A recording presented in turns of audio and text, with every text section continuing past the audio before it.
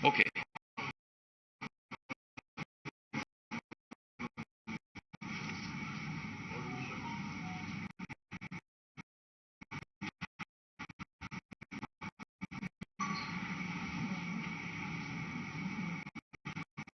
पहले तो आप सब लोगों को मैं धन्यवाद अर्पित करना चाहता हूं कि आप लोगों ने अपना अमूल समय निकाल कर आज उपस्थित हुए हैं। आज का विषय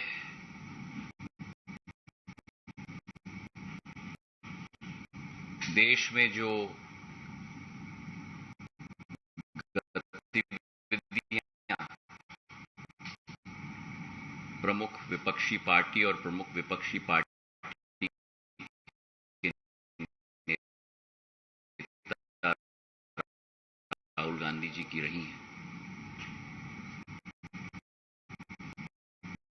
उन पर आपके समक्ष कुछ तथ्य मैं रखना चाहता हूं।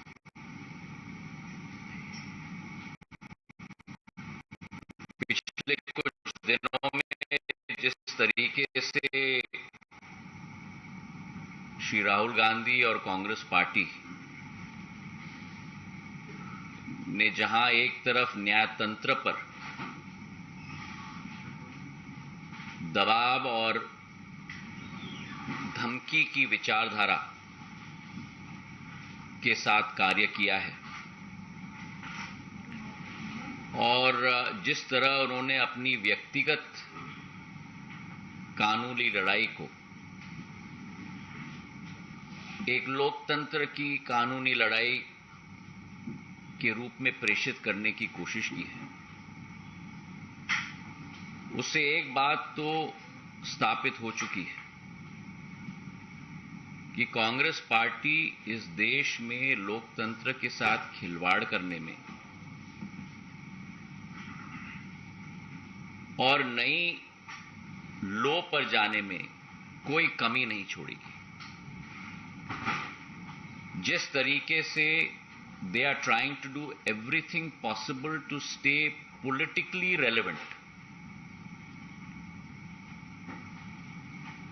और अपने आप को मैं ये कहूंगा कि एक लोकतंत्र की लड़ाई नहीं लेकिन एक स्वार्थ की लड़ाई लड़ी जा रही है, इसकी हम जितना निंदा करें वो कम होगा। आप सब वाकिफ हैं कि ये पहली बार नहीं है कि कोई व्यक्ति, कोई सांसद की संसदीय सदस्यता को बर्खास्त की गई है। पिछले 10 वर्षों में कई लोग इस सूची में शामिल हैं। जयललिता जी हैं, आजम खां हैं, कांग्रेस के सांसद रशीद मसूद हैं। पर ये क्या कारण है कि इस बार इतना हंगामा किया जा रहा है? इस बार लोकतंत्र के मंदिर को, हमारे संसद को चलने नहीं दिया जा रहा। क्या कारण है कि इस बार काले कपड़े पहनकर लोग अपनी प्रस्तुतिकरण कर रहे हैं,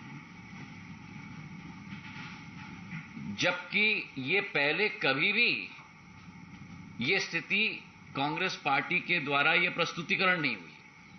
और इसका कारण है राहुल जी को एक विशेष सत्कार दिया जा रहा है। साधारण तौर पर जो पिछले कई दिनों में हमने दृश्य देखा है, जमानत के लिए जब गए थे तो पूरी कांग्रेस की फौज, जिसमें नेता, मुख्यमंत्री की सूची, उप मुख्यमंत्रियों की सूची, सदन के नेताओं की सूची, कभी जो व्यक्ति जमानत के लिए जाता है वो अपने साथ नेताओं का फौज लेके जाता है। अगर ये अदालत के ऊपर प्रेशर नहीं है तो क्या है? और इसी के साथ साथ जो माहौल पूरे देश में तैनात किया गया, जहां शहर शहर में ट्रेनें रोकी गई, आम जन की आवागमन में रोड़े अटकाए गए, मैं पूछना चाहता हूं कांग्रेस पार्टी से कि क्या यह गांधीवाद का सिद्धांत है? इस प्रश्न का उत्तर दें। और ये व्यक्ति विशेष के लिए क्यों सब किया जा रहा है? और इसलिए जो पूर्व में भी स्थिति उत्पन्न हुई, 2013 तक पीपल रिप्रेजेंटेशन एक्ट में सेक्शन 8/4 1951 का मानहानि के मामले में किसी व्यक्ति के ऊपर कन्विक्शन अगर किया जाता था तो 3 महीने की मोहलत दी जाती थी कि वो व्यक्ति अपील में जा पाए। लेकिन 2013 का सुप्रीम कोर्ट का जो आदेश रहा lily Thomas versus union of India के केस में, कि कोई भी व्यक्ति जिसके विरुद्ध सुप्रीम कोर्ट का एक कन्विक्शन का आदेश हो, तत्काल उस व्यक्ति की संसद की सदस्यता बर्खास्त की जाए। इस वर्डिक्ट के बाद जब कांग्रेस पार्टी की ही शासन केंद्र में थी और तत्कालीन न्याय मंत्री कपिल सिब्बल जी ने प्रधानमंत्री जी के उस तत्कालीन प्रधानमंत्री जी मनमोहन सिंह जी के आदेश के आधार पर अध्यादेश निकाला था, उसी अध्यादेश की जब प्रस्तुतिकरण की जा रही थी तब उसी समय राहुल गांधी जी ने कहा था कि इस अध्यादेश को फाड़ के कचरे के टोकरी में फेंक देना चाहिए। तो फिर आज मैं पूछना चाहता हूं, ये हिपोक्रेसी क्यों है? इसका जवाब कांग्रेस पार्टी को देना होगा। और इसी के साथ जो अत्यंत आश्चर्यजनक वाक्य रहा राहुल गांधी जी के द्वारा कि मैं गांधी हूं और गांधी कभी माफी नहीं मांगते, और इसी के साथ साथ जो कांग्रेस की विचारधारा और कांग्रेस की नीति सदैव रही है कि जहां पार्टी के वरिष्ठ नेता, संसद के उपनेता ने संसद में कहा कि गांधी परिवार के लिए न्यायालय में अलग नियम होने चाहिए, ये इस बात का प्रमाण है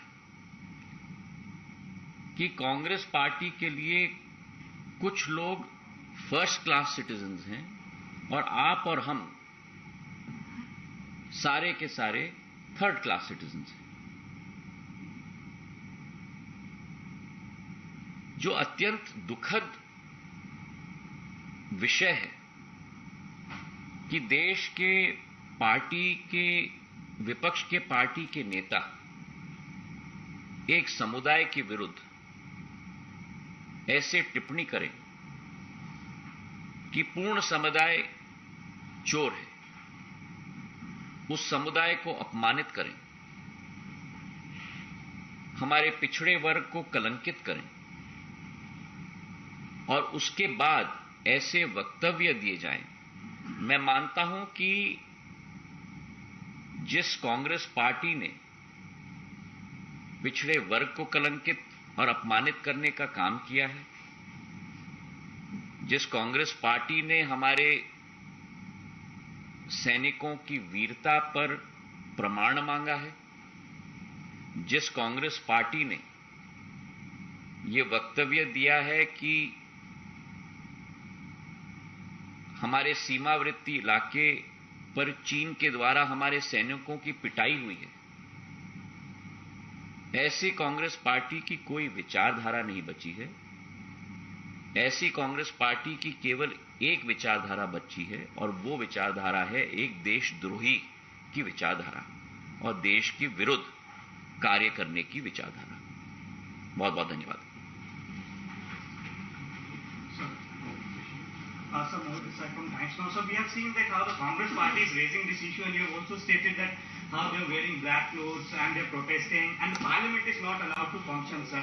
Now today, being the second last day of the session, how do you see this? Today's session going? Because again and again we see as soon as the Rajya Sabha and Lok Sabha convenes, the protest is done by the opposition parties and Congress, and the House is not allowed to function, sir. देखिए, प्रजातंत्र के मंदिर में अगर विचार विमर्श, मंथन और चर्चा न होने देना, ये कांग्रेस पार्टी की गांधीवाद और लोकतंत्र के सिद्धांत हैं, तो ये आज पूरे देश की जनता के समक्ष स्पष्ट हो चुकी है। और दोबारा मैं कह रहा हूं कि ये लोकतंत्र की लड़ाई नहीं है, ये व्यक्ति विशेष की लड़ाई, और देश इस विचारधारा को अच्छी तरह से पहचान चुका है, जिसके आधार पर देश की जनता ने जवाब भी कांग्रेस पार्टी को एक बार नहीं लेकिन बार बार दे दिया।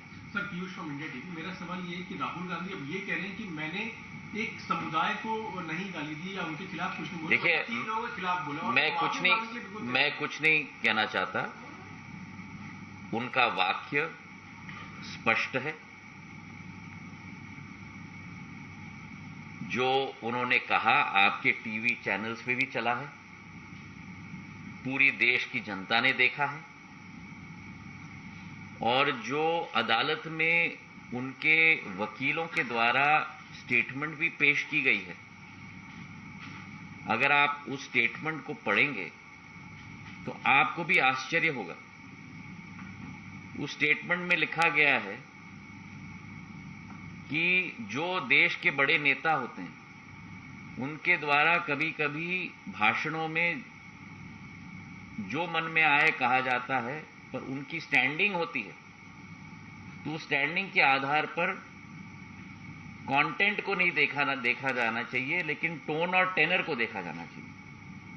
तो आप बताइए मुझे कि इस देश में एक हमारे पिछड़े वर्ग के विरुद्ध अगर कोई वाक्य या कोई उपदेश दिया जाए तो क्या उसे सहन करना चाहिए?